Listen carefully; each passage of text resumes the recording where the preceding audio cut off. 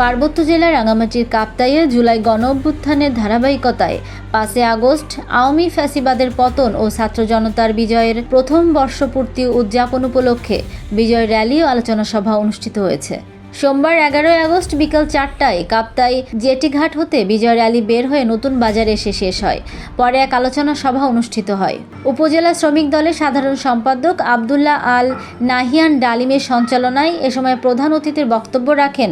রাঙামাটি জেলা বিএনপির যুগ্ম সম্পাদক ও সাবেক উপজেলা চেয়ারম্যান মোহাম্মদ দিলদার হোসেন।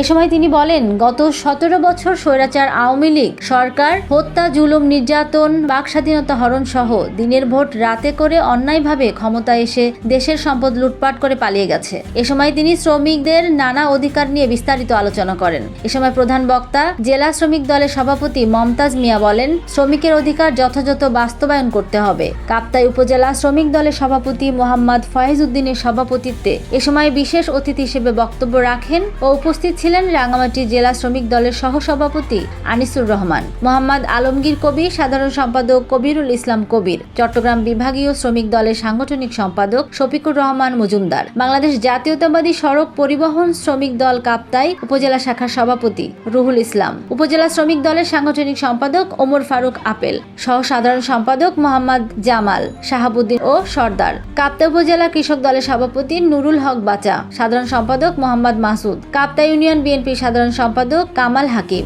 নতুন বাজার অটোরিকশা দলের সহ সভাপতি মোহাম্মদ তোফাজ্জল, সাধারণ সম্পাদক মিয়া হোসেন, কাপ্তাই ইউনিয়ন শাখার সভাপতি শেখ মোহাম্মদ আব্দুল হালিম, সাধারণ সম্পাদক মোহাম্মদ হারুন, চিত্রমরম শাখার সভাপতি মোহাম্মদ রাসেল, চন্দ্রকোনা শাখার সাধারণ সম্পাদক মুসলেহ উদ্দিন, রাইখালী শাখার সভাপতি মোহাম্মদ জাফর, সাধারণ সম্পাদক মোহাম্মদ ইসমাইল, জেটিঘাট ঠিকাদার শ্রমিক দলের মোহাম্মদ ইউনুস সহ বিএনপি এবং এর অঙ্গ ও সহযোগী সংগঠনের নেতাকর্মীরা উপস্থিত ছিলেন।